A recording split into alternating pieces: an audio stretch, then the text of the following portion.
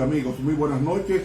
Les habla el profesor Ramón Romero, quien agradece que usted esté en sintonía con este culto de jueves y viernes y algunos sábados sobre el estudio de los 144,000 y su significado. Así que vamos a orar al Señor y pedir su bendición y su grata compañía en nuestro medio. Amoroso y querido Padre que estás en los cielos, cuán agradecidos estamos porque tú eres bueno. Tu compañía hará posible de bendición interna y externa en este culto a tu nombre. Salpícalo con tu sangre, bendícelo con tu espíritu y asístenos con tus ángeles. Oración que presentamos ante ti a través de los méritos sacrosantos de Cristo Jesús. Amén. Muy bien, mis hermanos y amigos, hemos estado estudiando el significado de cada tribu de los hijos de Israel, que fueron 12 varones y una hembra. Diná, la tercera, la número 13. Hoy vamos a estudiar la tribu de Leví. Leví fue el tercer hijo de Jacob y Lea. Entonces vamos a confirmarlo en el libro de Génesis capítulo 29 y el versículo 34. Recuerden que ya hemos estudiado dos tribus. Estudiamos la tribu de Judá y estudiamos la tribu de Simeón. Hoy nos toca estudiar la tribu de Leví. Leemos: y concibió otra vez y dio a luz un hijo y dijo: ahora esta vez se unirá mi marido conmigo, porque le he dado a luz 3 hijos. Por tanto llamó su nombre Leví. El nombre Leví o Leví significa en hebreo unido, juntado, apegado, adherido, pareado, asociado. Hay un acontecimiento perverso registrado en la vida de Leví, y es su participación en la masacre de Honor, Siquén y el resto de la población masculina de Siquén, como venganza por la humillación de su hermana Diná, hermana de Leví, a manos del príncipe de Siquén. Leemos en Génesis 34, del 25 al 31, lo siguiente: pero sucedió que al tercer día, cuando sentían ellos el mayor dolor, 2 de los hijos de Jacob, Simeón y Leví, hermanos de Diná, tomaron cada uno su espada y vinieron contra la ciudad que estaba desprevenida, y mataron a todo varón, y a Hamor y a Siquem su hijo los mataron a filo de espada, y tomaron a Diná de casa de Siquem y se fueron. Y los hijos de Jacob vinieron a los muertos y saquearon la ciudad, por cuanto habían amancillado a su hermana. Tomaron sus ovejas y vacas y sus asnos y lo que había en la ciudad y en el campo, y todos sus bienes. Llevaron cautivos a todos sus niños y sus mujeres, y robaron todo lo que había en casa. Entonces dijo Jacob a Simeón y a Leví: me habéis turbado con hacerme abominable a los moradores de esta tierra, el cananeo y el fereceo, y teniendo yo pocos hombres, se juntarán contra mí y me atacarán, y seré destruido yo y mi casa. Pero ellos respondieron: ¿había él de tratar a nuestra hermana como a una ramera? Ellos abusaron de la confianza de los siquemitas y aprovecharon que estaban todos circuncidados y los mataron a filo de espada, destruyendo por completo, simplemente por el amancillamiento de su hermana. Tenía que pagar el príncipe, el rey y toda la comarca, y es una forma atroz. Y eso no se le olvidó a su padre Jacob, que más tarde se llamó Israel. Entonces, este acto criminal de Leví y de Simeón, ¿recuerda el significado de Leví? Unido. Ellos actuaban unidos, es decir, Leví con Simeón para hacer la masacre en venganza a Diná. Entonces, su fuerte reprobación de su padre fue probablemente la razón por la que pasó por alto a estos dos hermanos, Simeón y Leví, y entregó a Judá, que era el cuarto hijo, la primogenitura, a la que Rubén se excluyó por su conducta. Y por eso es que en su lecho Jacob pronunció la siguiente profecía de Génesis 49. Génesis 49 y los versículos 5 al 7 que leemos a continuación. Simeón y Leví sus hermanos, armas de iniquidad sus armas, en su consejo no entre mi alma, ni mi espíritu se junte en su compañía, porque en su furor mataron hombres.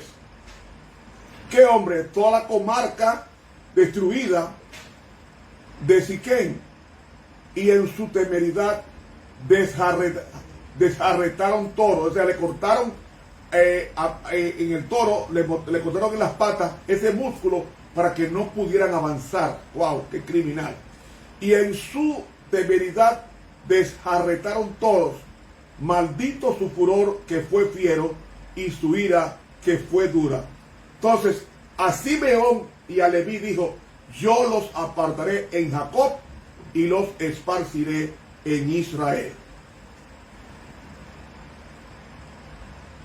Aunque en un momento determinado cometió Leví el pecado cruel junto a su hermano Simeón, Leví fue incitado a hacer ese crimen.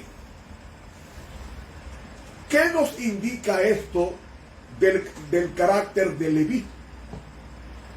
El carácter de Leví era de doblez de corazón. Era inestable. Era fácil de influir. Y no solamente eso, que no actuaba solo y no sabía decir no. Era una persona permisiva a lo malo. Y amigo, su carácter, el carácter de Leví, es de aquellos que son impulsados por cualquier viento a hacer algo contra su propio pensar.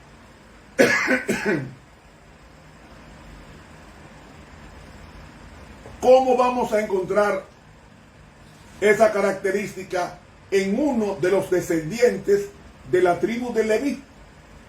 Por ejemplo, en Éxodo 6, 19 y 20 nos dice: estas son las familias de Leví por sus linajes. Y Amram tomó por mujer a Jocabed, su tía, la cual dio a luz a Aarón y a Moisés. Y los años de la vida de Amram, el padre de Leví, fueron 137 años. Ahora vamos a leer a Éxodo 32, donde sí vemos cómo actuaba los Leví, la tribu de Leví, los descendientes de Leví, cómo actuaba, y veremos la veleidad, la inconstancia de esta tribu, lo fácil que era de influir en ella para hacer lo malo. Vamos a leer el capítulo 32 de Éxodo. Capítulo 32. Mas viendo el pueblo que Moisés tardaba en descender del monte, allegóse entonces a Aarón y dijéronle: levántate, haznos dioses que vayan delante de nosotros, porque a este Moisés, aquel varón que nos sacó de la tierra de Egipto, no sabemos qué le haya acontecido. Y Aarón les dijo, apartad los zarcillos de oro que están en las orejas de vuestras mujeres, y de vuestros hijos, y de vuestras hijas, y traédmelos. Entonces todo el pueblo apartó los zarcillos de oro que tenían en sus orejas, y trajéronlos a Aarón, el cual los tomó de las manos de ellos, y formólo con buril, e hizo de ello un becerro de fundición. Entonces dijeron, Israel, estos son tus dioses que te sacaron de la tierra de Egipto. Y viendo esto a Aarón, edificó un altar delante del becerro, y pregonó a Aarón y dijo, mañana será fiesta a Jehová. Y el día siguiente madrugaron y ofrecieron holocaustos y presentaron pacíficos. Y sentóse el pueblo a comer y a beber, y levantáronse a regocijarse. Entonces Jehová dijo a Moisés, anda, desciende, porque tu pueblo que sacaste de tierra de Egipto se ha corrompido. Presto se han apartado del camino que yo les mandé, y se han hecho un becerro de fundición, y lo han adorado, y han sacrificado a él, y han dicho, Israel, estos son tus dioses que te sacaron de la tierra de Egipto. Dijo más Jehová a Moisés, yo he visto a este pueblo que por cierto es pueblo de dura cerviz.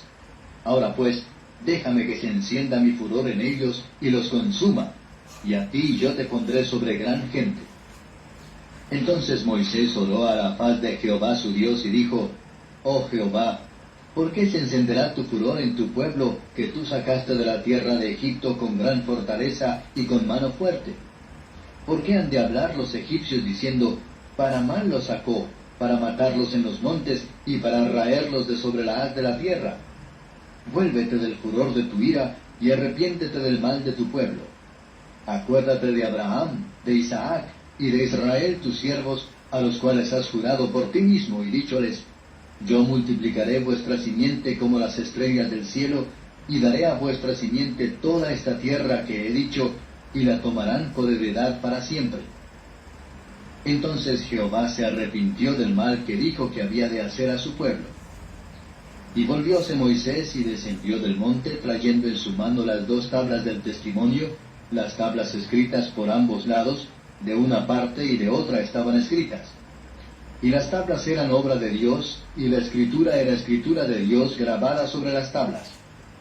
Y oyendo Josué el clamor del pueblo que gritaba, dijo a Moisés, alarido de pelea hay en el campo. Y él respondió, no es eco de algazara de fuertes, ni eco de alaridos de flacos, algazara de cantar oigo yo. Y aconteció que como llegó él al campo, y vio el becerro y las danzas, enardeciósele la ira a Moisés, y arrojó las tablas de sus manos, y quebrólas al pie del monte. Y tomó el becerro que habían hecho, y quemólo en el fuego, y moliólo hasta reducirlo a polvo, que esparció sobre las aguas, y diólo a beber a los hijos de Israel. Y dijo Moisés a Aarón, ¿qué te ha hecho este pueblo que has traído sobre él tan gran pecado? Y respondió Aarón, no se enoje mi señor, tú conoces el pueblo que es inclinado a mal, porque me dijeron, haznos dioses que vayan delante de nosotros, que a este Moisés, el varón que nos sacó de tierra de Egipto, no sabemos qué le ha acontecido. Y yo les respondí, ¿quién tiene oro? Apartadlo. Y diéronmelo, y echélo en el fuego, y salió este becerro. Y viendo Moisés que el pueblo estaba despojado, porque a Aarón lo había despojado para vergüenza entre sus enemigos, púsose Moisés a la puerta del real y dijo, ¿quién es de Jehová? Júntese conmigo. Y juntáronse con él todos los hijos de Leví. Muy bien, mis hermanos. Hasta aquí la cita del incidente que aconteció al pie de la montaña en la adoración del becerro de oro. Ahora escuche cómo la pluma inspirada explica lo que acabamos de leer en Éxodo 32 con relación a la adoración del becerro de oro, que era el buey apis egipcio, otro nombre de Satanás, el nombre de Baal, que era personificado a través de un toro, por medio de un toro. En el libro Patriarcas y Profetas, página 327, con relación a este incidente, la pluma inspirada dice: para hacer frente a semejante crisis, hacía falta un hombre de firmeza, decisión y ánimo imperturbable. Un hombre que considerara el honor de Dios por sobre el favor popular. Un hombre vertical por sobre su seguridad personal y su vida misma. Pero el jefe provisorio de Israel no tenía ese carácter. Es decir, Aarón es como significa, como es descendiente de la tribu de Leví, era inestable, veleidoso, que le gustaba hacer la cosa unido o congraciado, y Aarón había heredado ese defecto del carácter de Leví, porque Aarón era de la tribu de Leví, era descendiente de Leví, de quien estamos estudiando en esta noche. Ahora dice la sierva de Dios ahí mismo, continuando la lectura, para tirar casi profetas, en la página 327, dice ella: Aarón reconvino débilmente al pueblo, reprendió débilmente al pueblo, y su vacilación y timidez en el momento crítico solo sirvieron para hacerlos más decididos en su propósito. Cuando un pueblo ve que su dirigente principal no está seguro que va a hacer, juega con él. Aarón no tenía la firmeza que demandaba el momento. Y sigue diciendo ella: el tumulto creció. Un frenesí ciego e irrazonable pareció posesionarse de la multitud. Algunos permanecieron fieles a su pacto con Dios, pero la mayor parte del pueblo se unió a la apostasía. Es decir, la mayoría del pueblo de Dios apostató al pie del monte Sinaí, donde se había entregado los 10 mandamientos bajo relámpagos, voces y truenos. Dice: algunos permanecieron fieles a su pacto con Dios, pero la mayor parte del pueblo se unió a la apostasía. Siempre la apostasía ocurre en la mayoría del pueblo de Dios. Pasó en los días de Daniel, pasó en los días de Esdras, pasó en los días de Esther, pasó en los días de Josué y de Caleb, pasó en los días de Jesús y pasó en los días de nuestra denominación. De 500,000 de hermanos que estaban esperando la segunda venida de Cristo el 22 de octubre de 1844, al otro día, en la apostasía que hubo, solamente permanecieron 50. 50 de 500,000. Porque la mayoría apostató. Igual que aquí. Sigue diciendo ella: unos pocos que osaron denunciar la propuesta imagen como idolatría fueron atacados y maltratados, y en la confusión y el alboroto perdieron finalmente la vida. Los que protestaron por esa adoración perversa, algunos de ellos fueron muertos por los mismos hermanos de la iglesia en el desierto. No se sorprenda si eso sucediera mañana. Nuestros enemigos están dentro, no fuera. Eso está en el libro Mensaje tomo 1 de la pluma inspirada. Sigo leyendo. Aarón temió por su propia seguridad, y en vez de ponerse noblemente de parte del honor de Dios, cedió a las demandas de la multitud. Un hombre inconstante, un hombre veleidoso, un hombre que no tenía esa agallas, era un hombre de doble o de doblez de corazón, inestable, era fácil de influir. Entonces aquí se manifiesta en Aarón esa debilidad de Leví. Entonces dice aquí,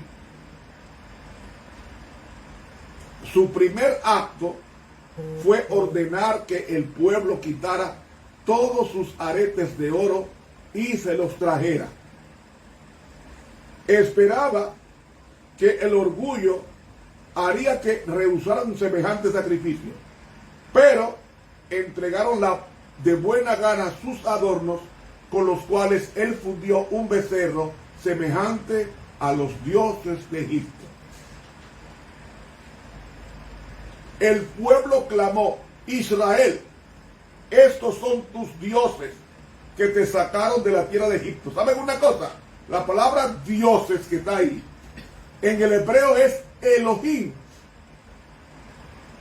que es la misma palabra que aparece en Génesis 1:1. En el principio creó Elohim los cielos y la tierra. Es decir, ellos tomaron el nombre de Dios en vano y se lo aplicaron a un becerro de fundición. Sigue diciendo ella: con vileza Aarón permitió este insulto a Jehová, y fue aún más lejos, viendo la satisfacción con que se había recibido el becerro de oro, que era un símbolo de Satanás. Hizo construir un altar ante él e hizo proclamar: mañana será fiesta a Jehová. ¿Acaso Aarón no sabía que ese becerro de oro, cuando él contempló, cuando él subió al Sinaí con Moisés a recibir los 10 mandamientos de lejos, Aarón, él no vio a Dios ninguna figura? Por tanto, él no podía personificar a Dios bajo ninguna imagen, porque él no había visto, sino simplemente oyó la voz de Dios. Sin embargo, él dijo: mañana será fiesta a Jehová, mezclando lo santo con lo profano. Sigue diciendo: el anuncio fue proclamado por medio de trompetas, de compañía en compañía, por todo el campamento.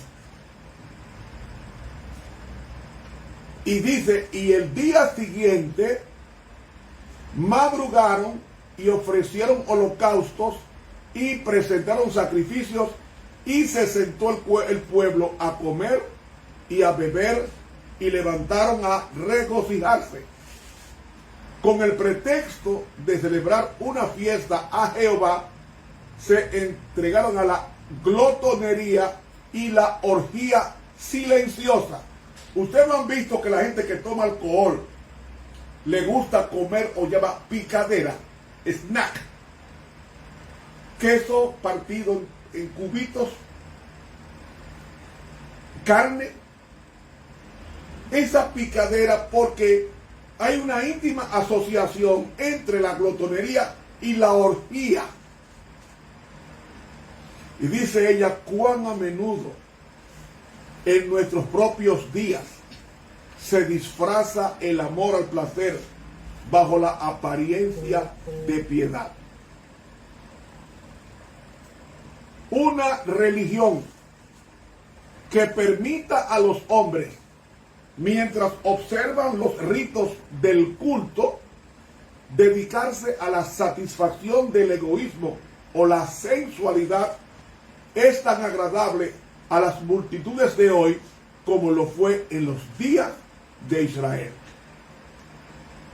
Y ella dice: y todavía hay Aarones dóciles que, mientras desempeñan cargos de autoridad en la iglesia, ceden a los deseos de los miembros no consagrados y así los incitan al pecado.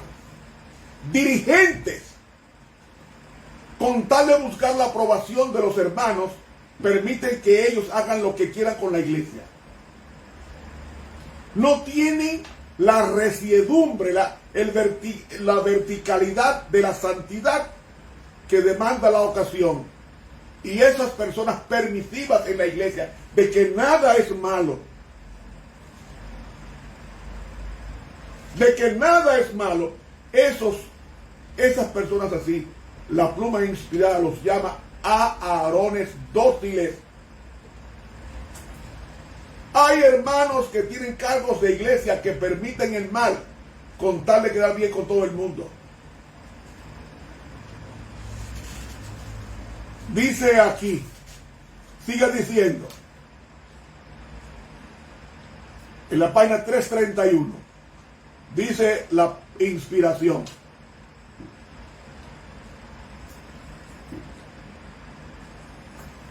El gran jefe hizo comparecer ante él a su hermano culpable, es decir, Moisés a su hermano Aarón, y le preguntó severamente: ¿qué te ha hecho este pueblo que has traído sobre él tan grande pecado? Aarón trató de defenderse explicando los clamores del pueblo. Dijo que si no hubiera accedido a sus deseos, lo habrían matado. Es decir, Aarón prefirió mejor quedar bien con el pueblo y mal con Dios que evitar ser destruido o muerto, cosa que no iba a suceder porque Dios lo había puesto en este cargo de sumo sacerdote, y Dios lo preservaría de cualquier producción de la multitud con sed de crimen. Aarón prefirió no morir y negó al Señor al pie del monte Sinaí. ¿Saben ustedes qué cargo tenía Aarón? El equivalente hoy día, el equivalente al presidente de la conferencia general. Ese es el cargo equivalente de Aarón si fuese hoy. Un hombre de una alta investidura echó por el suelo el oficio sacerdotal sagrado que había ofertado al Señor a través de las ofrendas cruentas que presentaba en el tabernáculo el testimonio. Entonces dijo Aarón a Moisés: no se enoje mi señor, tú conoces el pueblo que es inclinado al mal. O sea, él es inclinado al bien, pero el pueblo es inclinado al mal. ¿Y quién incitó al pueblo al mal? Aarón. Porque me dijeron: haznos dioses que vayan delante de nosotros, que a este Moisés, en forma despectiva, a este Moisés, el varón que nos sacó de tierra de Egipto, no sabemos qué le ha acontecido. Y yo les respondí: ¿quién tiene oro? Apartadlo. Y me lo dieron y lo eché en el fuego y salió este becerro. Es decir, yo eché el oro al fuego y milagrosamente se hizo el becerro. Dice aquí, trató de hacerle creer a Moisés que se había obrado un milagro, que el oro había sido arrojado al fuego y que mediante una fuerza sobrenatural se convirtió en un becerro. Pero de nada le valieron las excusas y subterfugios. Fue tratado como el principal ofensor. ¿Por qué? Porque sobre los hombros de un dirigente descansa la seguridad del pueblo o la maldición del pueblo. Entonces dice ella, el hecho de que Aarón había sido bendecido y honrado más que el pueblo hacía tanto más odioso su pecado. Es decir, mientras más luz recibimos de Dios, mayor es la responsabilidad ante el Señor de obedecer la luz recibida del cielo. Entonces dice ella, fue Aarón, el santo de Jehová, el que había hecho el ídolo y anunciado la fiesta. Fue él que había sido nombrado portavoz de Moisés, y acerca de quien Dios mismo había manifestado, yo sé que él puede hablar bien, el que no impidió a los idólatras que cumplieran su osado propósito contra el cielo. Fue Aarón, por medio de quien Dios había obrado y enviado juicios sobre los egipcios y sus dioses, el que sin inmutarse oyó proclamar ante la imagen fundida, estos son tus dioses que te sacaron de la tierra de Egipto. Fue él que presenció la gloria del Señor cuando estuvo con Moisés en el monte, y que no había visto nada en ella de lo cual pudiese hacerse una imagen.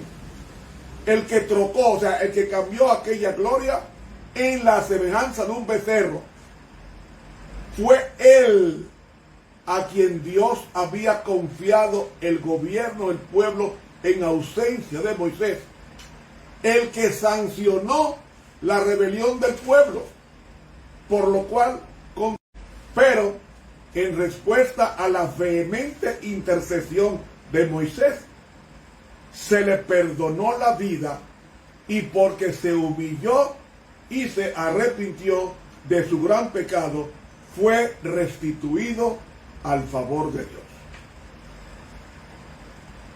Qué Dios tan misericordioso, qué Dios tan bueno. Y saben, mis hermanos, termina la cita diciendo,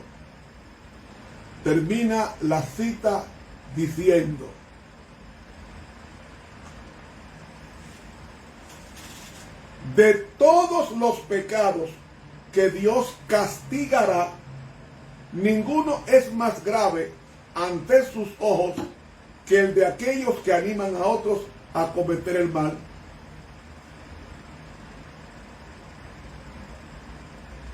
Dios quisiera que sus siervos demuestren su lealtad reprendiendo fielmente la transgresión, por penoso que sea hacerlo. Aquellos que han recibido el honor de un mandato divino, o sea, los que han recibido cargo en la iglesia, no han de ser débiles y dóciles contemporizadores. ¿Oyeron? Los que tienen cargo de iglesia no deben ser débiles y dóciles a contemporizadores, es decir, mundanalizar la iglesia para quedar bien con todo el mundo. No, señor. Deben ser personas de principios, de pensamiento firme ante la defensa de nuestro Dios. No han de perseguir la exaltación propia ni evitar los deberes desagradables, sino que debe realizar la obra de Dios con una fidelidad inflexible. Hermanos, yo tengo más de 50 años en la iglesia. He visto estrellas apagarse, pastores, ancianos, administradores. He visto estrellas apagarse en esos más de 50 años predicando la palabra. Y hermanos y amigos, puedo decirles con sinceridad que nuestra iglesia ha perdido mucho del respeto que se le tenía en el siglo XX. Usted veía un hermano de nuestra iglesia vistiendo cristiano. Nuestras hermanas vestían como cristianas, con un decoro, con una decencia, con una pulcritud y con una expresión de temor a Dios que yo no lo he visto en este siglo XXI, en esta generación. Iglesias que se pasaban las noches enteras orando por el Espíritu Santo. Dirigentes que eran hombres de Dios, que se dejaban usar y Dios los bendecía. Incluso hubo más de una ocasión cuando veíamos a ángeles caminando en la sesión de oración, como también ángeles que tocaban el piano, porque el piano sonaba, las teclas se movían y daba una música celestial que todos contemplábamos. Eran momentos felices. Veíamos a las Biblias por levitarse, levantarse sola y abrirse sola en contextos inteligibles. Eso pasaba en nuestra iglesia en el siglo XX. Pero hoy día hay muchos dirigentes de iglesia que son contemporizadores, son como Aarón, que se dejan llevar por los miembros de la iglesia y no les enseñan, claro que no son todos, no les enseñan a temer a Dios y a guardar sus mandamientos. He leído del libro Patriarcas y Profetas en las páginas 327, 328, 331, 333 de la Pluma Inspirada. Hermanos, hay que ser leal a Dios en los días de prosperidad y en los días de adversidad. Hay un libro que ya no está en circulación, pues ya está traducido en los testimonios para la iglesia, que antiguamente tomaron de esos 9 tomos de testimonios para la iglesia, estaban en inglés, y cogieron selecciones de ellos y lo publicaron en 3 tomos llamados Joya de los Testimonios, tomo 1, tomo 2 y tomo 3. Pues mire, en Testimonio para la Iglesia, tomo 3, página 298, dice la tierra de Dios, Dios considera a su pueblo como un cuerpo,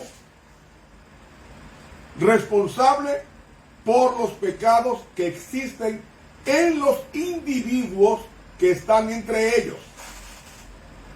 Si los dirigentes de la iglesia descuidan la investigación diligente de los pecados que traen el desagrado de Dios sobre el cuerpo, llegan a ser responsables por estos pecados. Es decir, si yo veo a un hermano de iglesia que está en adulterio y yo hago que ese hermano suba y participe y no converso con el pastor de iglesia para que converse con ese hermano para que abandone ese pecado, sino que me quedo callado, yo soy responsable de esos pecados que van a afectar a la iglesia como cuerpo. Como cuerpo. Porque el pecado de cada hermano trae desagrado y dolor a la iglesia del cielo y a la iglesia de la tierra. He leído Testimonios para la Iglesia, tomo 3, página 298. El libro que les he hablado se llama Joyas de los Testimonios, el tomo 1, en la página 334.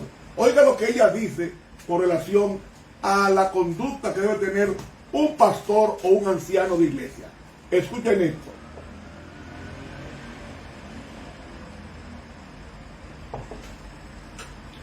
Dios quiere enseñar a su pueblo que la desobediencia y el pecado le ofenden excesivamente y que no se los debe considerar livianamente. Nos muestra que cuando su pueblo es hallado en pecado, debe inmediatamente tomar medidas decisivas para apartar el pecado de sí, a fin de que el desagrado de Dios no descanse sobre él.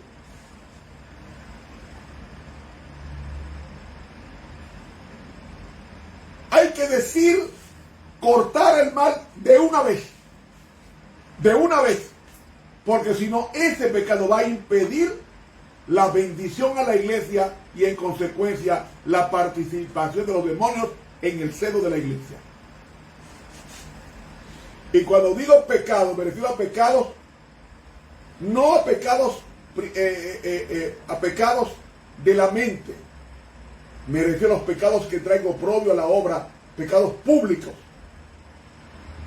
No deben ser permitidos sin sanción en el seno de la iglesia para no pasar a ser a varones dóciles y permisivos.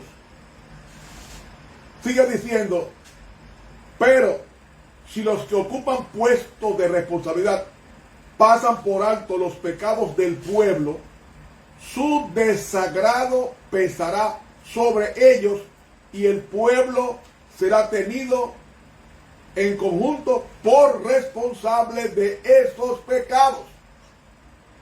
¿Usted oyó? Los pecados que se permiten en la iglesia, los pecados públicos de ofensa al Señor, esos pecados cuando no se corrigen, dice que el pueblo será tenido en conjunto por responsable de esos pecados, aunque el pueblo no haya cometido, sino algunas personas aisladas. Sigue diciendo, en su trato con su pueblo en lo pasado, el Señor reveló la necesidad de purificar la iglesia del mal. Y ahora escuchen eso bien fuerte. Un pecador puede difundir tinieblas que privarán de luz. Un pecador puede difundir tinieblas que privarán de la luz de Dios a toda la congregación.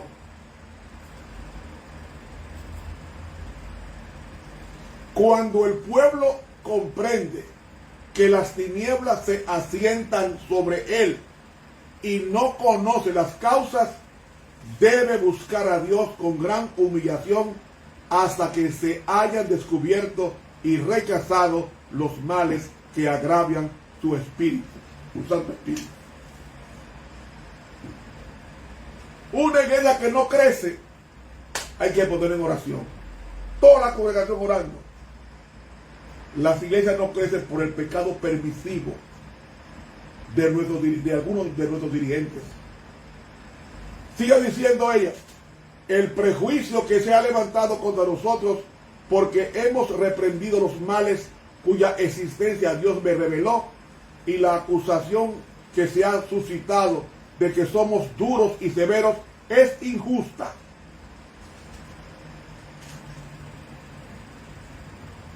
Dios nos ordena hablar y no queremos callar, dice ella, en Joyas de los Testimonios, tomo 3. Si hay males evidentes entre su pueblo, si los hijos de Dios los pasan por alto con indiferencia, en realidad estos sostienen y justifican al pecador. O sea, él lo está haciendo bien y que son igualmente culpables y causarán como aquel el desagrado de Dios, porque serán hechos responsables de los pecados de los culpables. ¿Saben ustedes por qué Elí se perdió? Fue porque él se hizo la vista gorda del pecado de los pastores de su época, que eran sus dos hijos, Ofni y Finees. Y hermanos, dice ella, se me ha mostrado en visión muchos casos que provocaron el desagrado de Dios por la negligencia de sus siervos al tratar con los males y pecados que existían entre ellos. Y escuchen ahora, los que excusaron estos males fueron considerados por el pueblo como personas de disposición muy amable, simplemente porque rehuían el desempeño de un claro deber bíblico. La tarea no era agradable para sus sentimientos, por lo tanto lo eludían, lo evitaban. Querían quedar bien con el pueblo y no con Dios. Sigue diciendo ella, el espíritu de odio que ha existido entre algunos porque fueron reprendidos los males que reinaban entre el pueblo de Dios, ha ocasionado ceguera y un terrible engaño para sus almas, haciéndoles imposible discriminar entre lo bueno y lo malo. Los tales han apagado su propia visión espiritual. Pueden presenciar los males, pero no se sienten como lo sentía Josué, ni se humillan al advertir el peligro de las almas. Un pecado público, no castigado, no reprendido por los dirigentes, causa una maldición al dirigente de esa iglesia y en su conjunto a toda la iglesia. Eso es lo que yo acabo de leer, hermano. Esas personas que son así son varones dóciles, los cuales no van a entrar a la tierra prometida. No van a entrar. Porque si hay una cosa que Dios odia, es el pecado. Ama al pecador, pero el pecado lo odia tanto el pecado, que vino a dar con su vida el precio de nuestra redención para que no muramos en el pecado eternamente.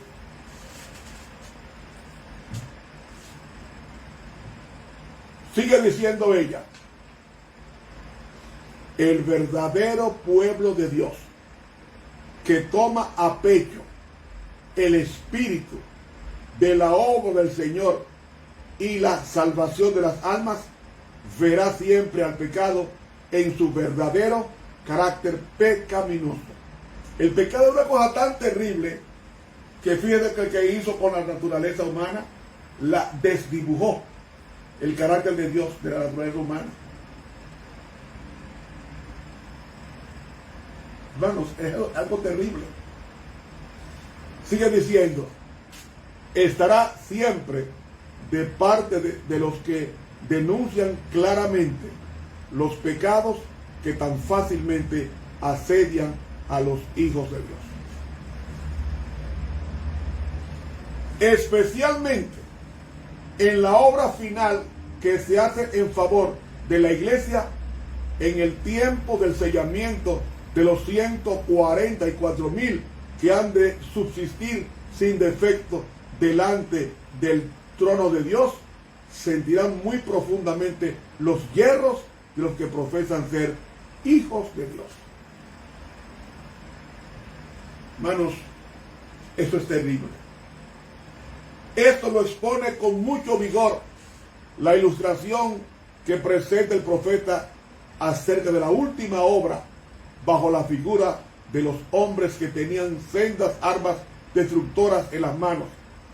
Entre ellos había uno vestido de lino que tenía en su mano un tintero, y le dijo Jehová: pasa por medio de la ciudad, por medio de Jerusalén, y pon una señal en la frente de los hombres que gimen y claman a causa de todas las abominaciones que se hacen en medio de ella.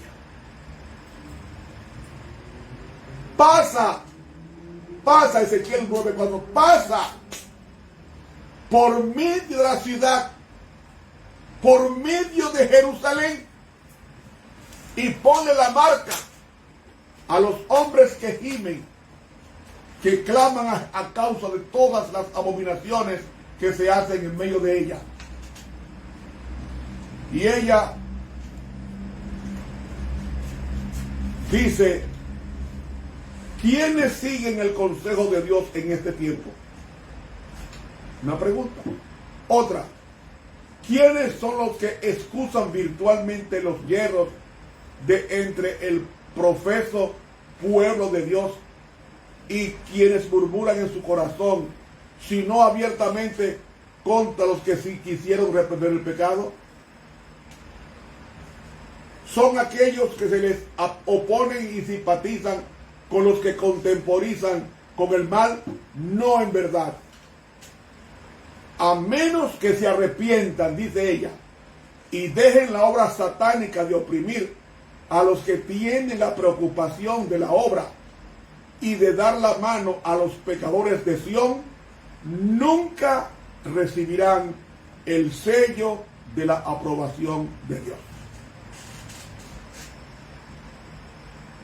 A menos que se arrepientan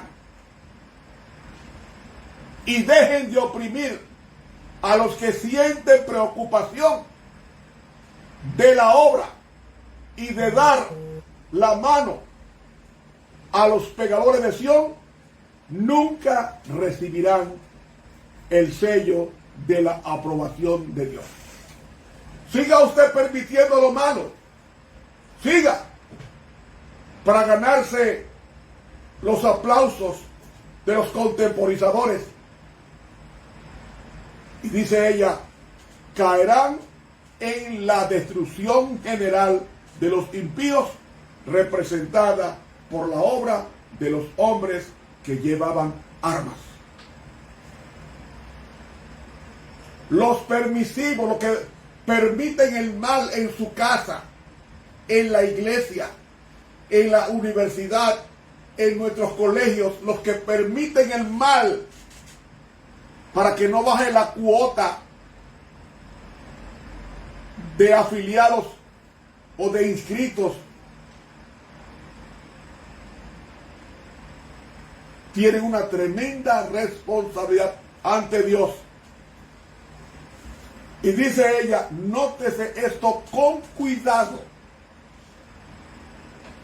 Los que reciban la marca pura de la verdad, desarrollada en ellos por el poder del Espíritu Santo y representada por el sello del hombre vestido de lino,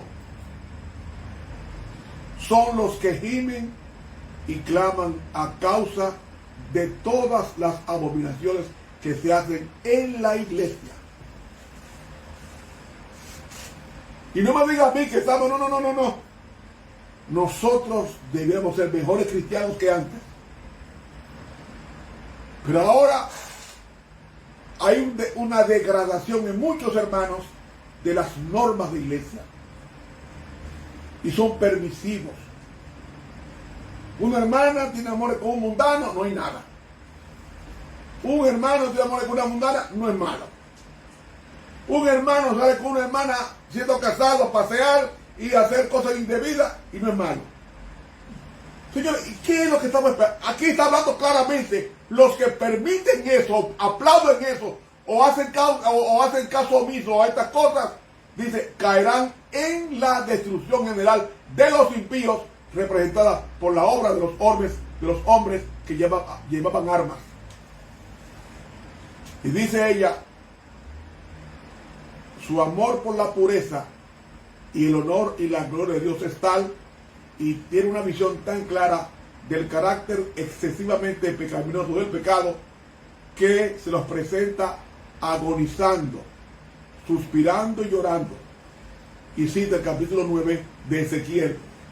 Son los que van a recibir el sello de Dios, los que viven clamando y gimiendo a causa de las cosas malas, los pecados permitidos dentro de la iglesia.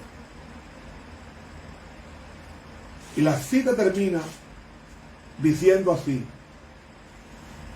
pero la matanza general de todos los que no ven así el amplio contraste entre el pecado y la justicia, y no tienen los sentimientos de aquellos que siguen el consejo de Dios y reciben la señal, está descrita en la orden dada a los 5 hombres con armas de Ezequiel 9, 5 y 6, que dice: pasad por la ciudad en pos de él y herid, no perdone vuestro ojo, ni tengáis misericordia, matad viejos, mozos y vírgenes, niños y mujeres, hasta que no quede ninguno, mas a todo aquel sobre el cual hubiera señal, no llegaréis, y habéis de comenzar desde mi santuario. ¿Con quiénes Dios va a pedir cuenta? con los que ministran en el santuario, con los que están ministrando la obra. Son las personas que más se va a pedir cuenta a Dios, especialmente aquellos que son Aarones dóciles, que permiten el mal en la iglesia, hermanos que cogen prestado y no pagan, y los dirigentes no hacen nada por reconciliar el daño. Repito, no son todos así, son casos que se ven en nuestra iglesia. Hermanos que engañan y no se la disciplina, hermanos que trabajan abiertamente los sábados y no se le disciplina para nada. Y entonces todo el desagrado de Dios pesa sobre la iglesia por la permisividad de esos Aarones fáciles y dóciles e indulgentes. ¿Cómo puede Dios bendecir a una iglesia así? No. Pero el Señor viene a buscar a los que están gimiendo y a los que están clamando y suspirando y llorando por los pecados que se cometen en el pueblo de Dios. Hermanos, yo te pregunto, ¿eres tú un Aarón? ¿Eres tú permisivo como lo fue Aarón? ¿Eres tú una persona de doblez de corazón? ¿Eres tú una persona licenciosa? ¿Eres tú de los hermanos como yo, que he viajado tanto a los Estados Unidos a campañas evangelísticas, a diferentes estados de Estados Unidos, al este, al norte, al sur, a todos esos sitios me he tocado dar campañas evangelísticas? Y he visto hermanos que van a los restaurantes tan pronto termina el culto al mediodía sábado, van a un restaurante y compran el sábado y pagan su tarjeta de crédito el sábado a las 12, a la 1 de la tarde. Va con su familia, hermanos que van con su familia en sábado. Cuando termina el culto del sábado al mediodía, van a un restaurante con la familia a comprar el sábado. Y nadie dice nada y nadie hace nada. Hermanos, ¿puede Dios bendecir a una iglesia así? Imposible. Imposible. Porque Él dice, yo honraré a los que me honran. Ahora, mis hermanos, surge una pregunta.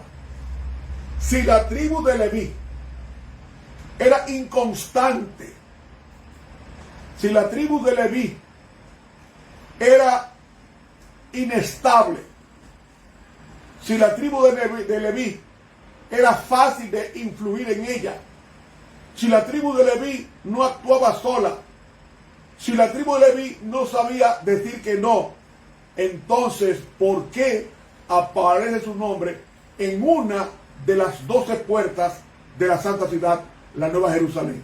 ¿Por qué? Esto lo contestaremos mañana en la continuación de este estudio, si Dios nos lo permite. Pero por lo menos en esta noche hemos visto cómo Dios actúa con los que son dóciles al mal, a los que son complacientes, mayormente los dirigentes, a quienes Dios ha honrado con esos cargos y no honran a Dios por precepto y por ejemplo. Mañana, si Dios lo permite, vamos a estudiar por qué esta tribu, siendo así, aparece su nombre en una de las 12 puertas de la Santa Ciudad en Apocalipsis capítulo 21. Vamos a orar al Señor. Padre mío, Padre nuestro, Padre divino, te damos las gracias, Señor, porque tu palabra es verdad, porque tú nos hablas a través de ella. Ayúdanos a no ser padres permisivos, ni ancianos permisivos, ni pastores permisivos, ni administradores permisivos, sino que con amor tracemos bien la palabra de verdad. Que hagamos de Cristo el deseado de todas las gentes. Que hagamos de Él el mayor sentimiento de felicidad y de gozo. Que nos gocemos en Él en su palabra y en la obediencia a ella. Y también te pedimos por nuestros pastores, por nuestros dirigentes, dales, Señor, la unción del Espíritu Santo para reprender, para invitar al pueblo a la confesión de su pecado y apartarse de él para recibir en consecuencia la bendición del Altísimo. Bendice, oh Dios, a todos que nos escuchan y a los veedores también, y danos el privilegio no solamente de predicar, de enseñar, sino también de vivir las cosas que predicamos y enseñamos. Danos la bendición en esta noche y mañana a la misma hora de hoy, que tú sigas con nosotros en este interesante estudio, oración que te presentamos en el bendito y glorioso nombre de Cristo Jesús. Amén. Muchas gracias, hermanos. Bendiciones.